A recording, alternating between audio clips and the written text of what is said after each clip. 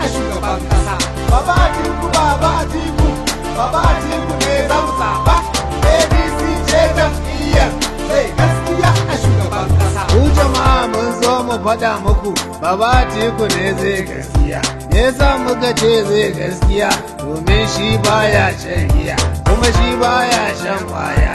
Kai bi ɗaya ne bai karya. Baba Atiku ne Najeriya. A can a baya sun zaɓi karangiya, ashe Atiku ne gangariya. Ba burgewa a bakar kaya, ta ba mu haushi tamkar tinkiya. Mun zata ai ba sa wasiya, ashe su ɗin ne yan wariya.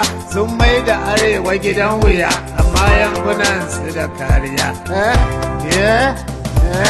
Ba ne so, la la la la la, ba ne so. Bane so, oh, rum, bane so. ADC sak, Atiku baya shan baya. Baba Atiku, Baba Atiku, Baba Atiku ne zan zaba. ADC ne jam'iyyar zai gaskiya a shugaban kasa.